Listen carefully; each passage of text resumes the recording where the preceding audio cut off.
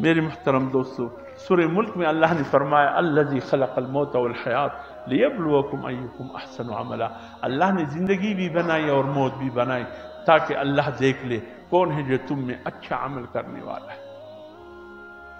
اگر یہ زندگی نہ ہوتی، اس کے بعد موت اور دوبارہ اٹھنا نہ ہوتا، پھر ہماری یہ نمازیں پڑھنا فضول تھا، ہماری روزے فضول تھے، ہمارے قرآن کی تلاوت فضول تھا، جتنے ہم اچھے عمل کرتے ہیں یہ سب عبث تھا۔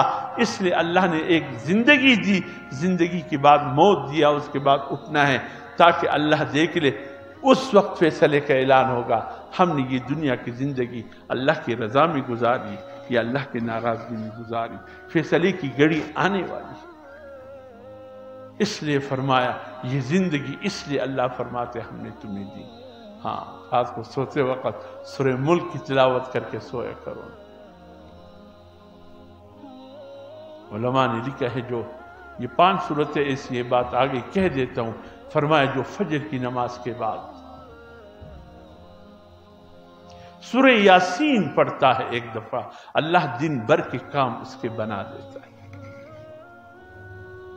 پریشانی زیادہ دکان دسلاب نہ کیجیے، دکان جگہ وچوالا دے تو سار چراوزے و دکان تا دا اللہ سے دعا کہے کہ اللہ نن دا حلال او دا خیر رزق را نصیب کے تو یہ پلاس سورہ یاسین وہ آیا بیارا سے دکان دے خلاص کے ایک دو سورہ یاسین پڑھ لو۔ پھر اگر ملازم ہو ملازمت کے لیے دنیا کی جس شعبے سے منسلک ہو اس شعبے کی طرف جاتے ہوئے فرمایا سورہ یاسین پڑھ کر جایا کرو، اللہ دن بھر کے تمام کام کو آسانی سے نمٹا دے گا۔ اور فرمایا جو شخص ظہر کی نماز کے بعد سورہ فتح انا فتحنا لک فتحا مبینا، چھوٹی صورت ہے، 4 رکوع پہ مشتمل ہے، ایک دفعہ پڑھے گا، اس وقت تک اس کی موت نہیں آئے گی جب تک اللہ اس کو عمرہ اور حج کی زیارت نہ کرائے۔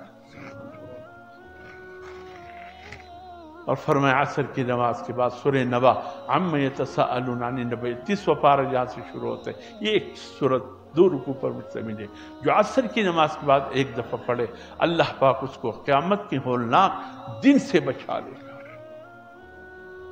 اور فرمایا جو مغرب کی نماز کے بعد سورہ واقعہ ایک دفعہ پڑھ لے اللہ پاک اس کے رزق میں بھی اضافہ فرمائے گا اور فقر و فاقہ اس کے گھر کے قریب نہیں آئے گا۔ اور فرمایا جو شخص عشاء کی نماز کے بعد ایک دفعہ سورہ ملک تبارک الذی بیدہ الملک کی تلاوت کر کے سوئے گا اللہ قیامت تک قبر کے عذاب سے محفوظ فرما دے۔ کتنا وقت لگے گا؟